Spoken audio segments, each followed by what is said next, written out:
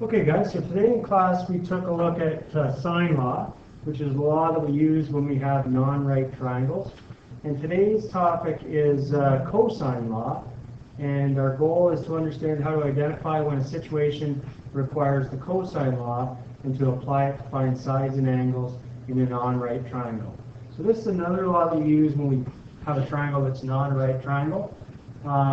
We learned that to use sine law you need to have partners. So one angle and its opposite side, they both have numbers on them. There are then two instances where the sine law is of no use to us. So if we know two sides and the angle in between them. So think side, angle, side. So if we know the angle in between the two sides, we can't use the sine law because we don't know partners and we can't find partners. The other situation is if we only know the three sides, so side, side, side, then obviously we don't know partners in that case either. So in these two cases, then we have to use the law of cosines or the cosine law. So the definition then, if in triangle ABC, sides A, B, and C are opposite angles to A, B, and C respectively, the following property holds true. So there's our formula. That's one of the forms we write the formula in. And we already understand that A and B are the sides that are across from angle A and angle B. So they make up, they create angle C in the triangle. Okay? If we were to rearrange this formula, so this is if we're trying to find a side. So this is the formula we use when we've got a situation that is side, angle, side. If we have a situation that we know the three sides and we're trying to find an angle, we're going to rearrange this equation. So I'm going to move in this equation. I'll just copy it down again here.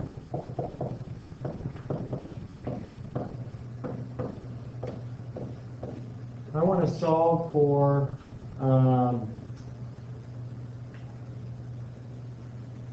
let's see, I'm going to move this part over to the other side. So this part in the end is subtracting, so I'm going to add it on this side. So I'm going to have c squared plus 2ab cos c. This whole part is all multiplying here together, but it's subtracting on this side. So that's why when we bring it to the other side, we're going to add. So that's going to give us a squared plus b squared is all that's left on the right-hand side. Then I'm going to move c squared to the other side. So if I do that, now I have 2ab cos c on this side, and I'm going to have a squared plus b squared minus c squared on the right-hand side. And the last thing that I need to move to the other side is this 2ab. It's multiplying on the left side, so when it goes to the right side, it's going to change to division.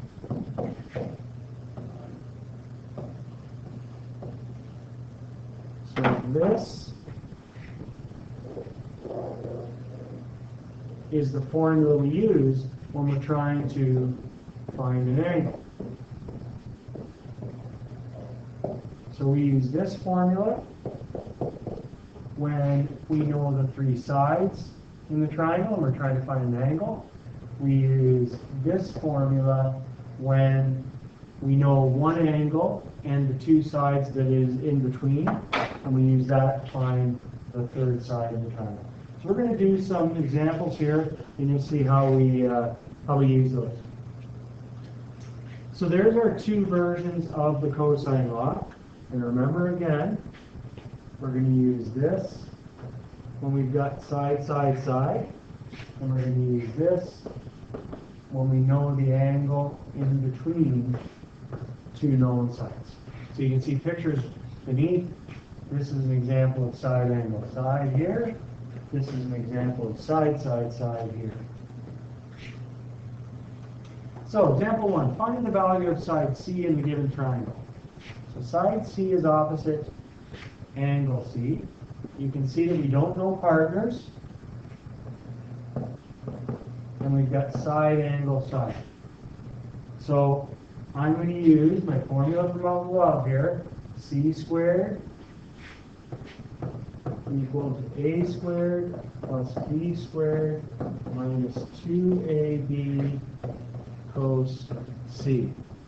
And when you look at this formula, it's just something to notice. The side that you're trying to find is here, and the angle that is opposite it is here. And then these are just the other two sides that we know. Okay? So that may help you remember that formula, just if you take a look at the format of it. All right? So in my triangle here, I'm just going to label the other side. This is side B, and this is side A. So in my equation, I'll substitute values in. So A is 28, so that's going to be 28 squared plus 16 squared minus 2 times 28 times 16 times cos 89 degrees. So it's going to look like that. Now, I can calculate these in parts. So I'm going to calculate this part at the beginning. So I'll add those two squares together. You can try it on your own. You should get 1040 when you add those together. Minus, then I'm going to figure out what this part in front of the cos 89 is equal to. You should get 896 there. And then you have cos 89. So the next part, you can all calculate what's left there. So if you do 1040 minus 896 times cos 89, you should come up with 1024.36. That's what C squared is equal to. We want to take the square root of that to find what C is equal to. So C is approximately equal to 32.0 centimeters. And it's a safe bet that 89 is the biggest angle in the triangle. It certainly looks like it in the diagram. And 32 is the longest side in the triangle, so that always matches up. Just a note here, always remember that whatever side you're trying to find is on the left-hand side of the equation, and the angle across from it is the value at the far right. We already talked about that. There's the side we're trying to find, and there's the angle that's opposite that side, and we do know that angle. All right? On to the next example. So we're going to solve the following triangle, which we discussed yesterday. Means we have to find everything that we don't know in the triangle. So when using cosine law to solve a triangle, you will only have to use it once, and then you will have partners. So I think most students find the sine law easier to use than the cosine law. Here we've got side, side, side. So we're going to use the cosine law to find an angle first. And then we can use the sine law.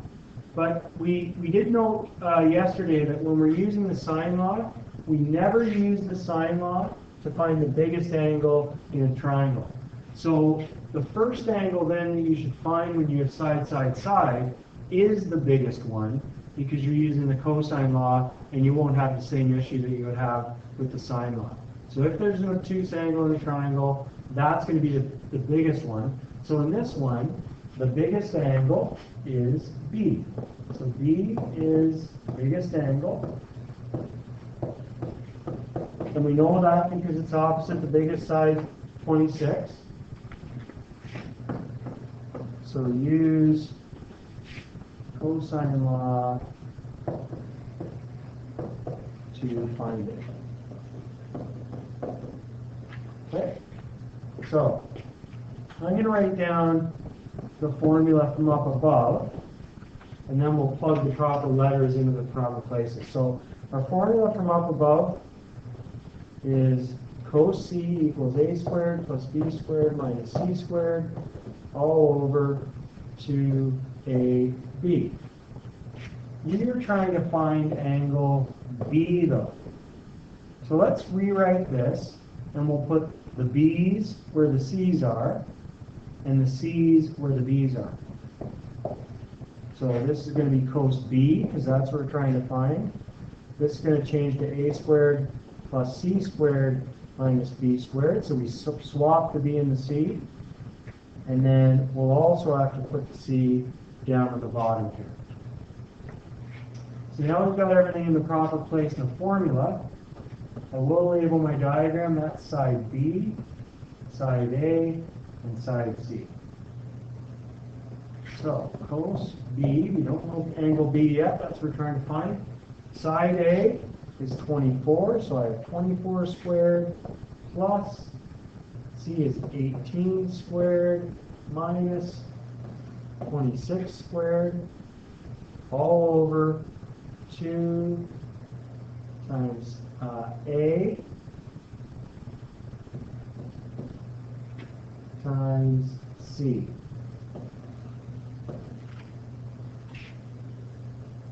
All right? So we've got a fraction here. We're going to calculate the numerator and the denominator separately.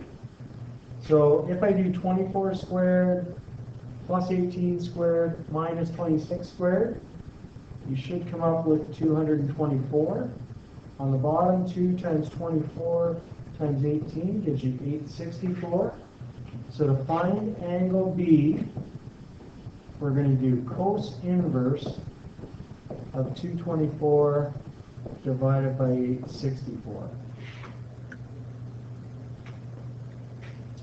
And when you do that, we're going to round it to the nearest degree here. And B is equal to 75 degrees.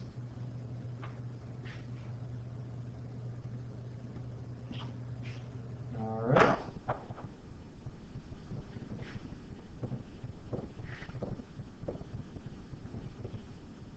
So now we have partners.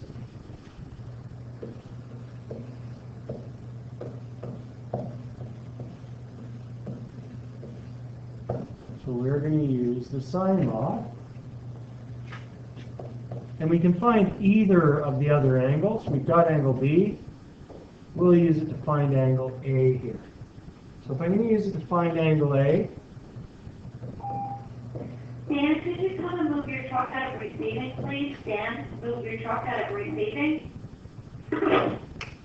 hope they don't figure out that it's my truck in receiving. Okay, so sine A over A. And the partners we have now are sine B over B.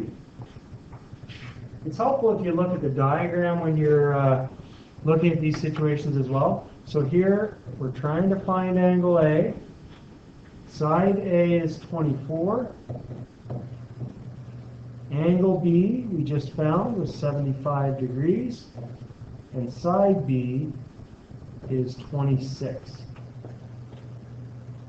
So sine A is going to equal, I'll cross multiply 24 times sine 75, and I'll divide that by 26.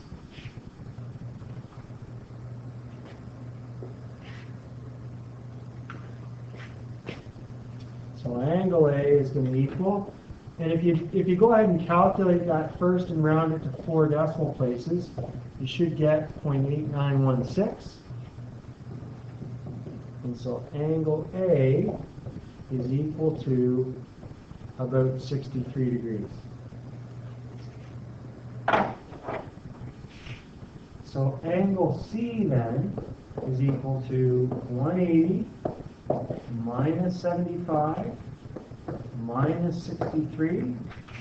So angle C is equal to 42 degrees. And now that we've found the 3 angles, we have solved the triangle. One more example to look at. Plane leaves London and travels north 550 degrees east for 350 kilometers. Another plane leaves London traveling at south, 85 degrees west, and travels for 460 kilometers. How far apart are the planes? So, I'm going to label, we got north, well, here, I'll label these guys anyways.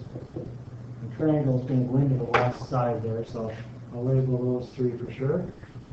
So from the center of the axis there, the plane leaves London and travels north 55 degrees east. So if I go north and 55 degrees east,